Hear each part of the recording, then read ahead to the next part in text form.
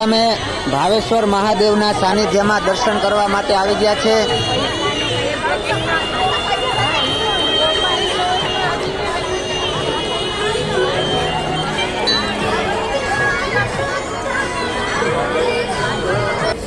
આજે શ્રાવણ માસના અમરનાથના દર્શન કર્યા, જંગલમાં મહાદેવના દર્શન કર્યા। અહીંયા આપણે કેદારનાથ મહાદેવના દર્શન કરીશું।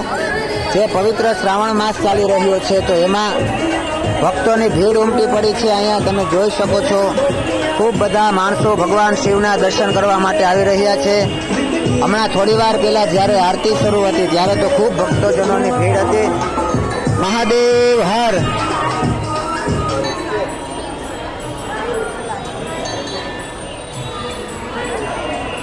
ખૂબ ભીડ હોવાને કારણે સરળતાથી દર્શન નહીં થઈ શકે। તમામ દર્શક મિત્રોને થોડી જ વારમાં મહાદેવના દર્શન કરાવીશું।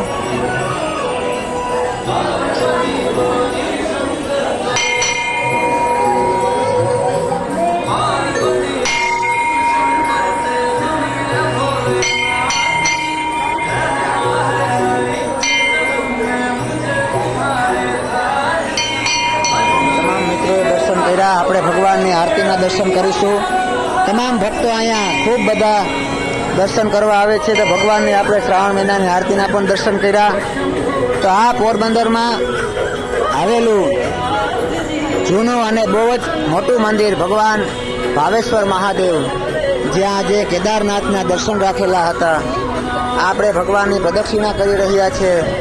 શિવની પ્રદક્ષિણા કરીએ ને તો જન્મ જન્મની પ્રદક્ષિણામાંથી આ જીવ મુક્ત થઈ જાય, એ ભગવાન સાંબ સદા શિવ છે। તો એવા મહાદેવના આપણે દર્શન કર્યા। હર હર મહાદેવ, મહાદેવ શંભુ। તો આપણે તમામ મિત્રોએ ભગવાન શિવના દર્શન કર્યા, આપણે એની પ્રદક્ષિણા કરી। અહીંયા તમે જોઈ શકો છો, અહીંયા બાળકોને રમવા માટેના, બેસવા માટેના સાધન પણ છે।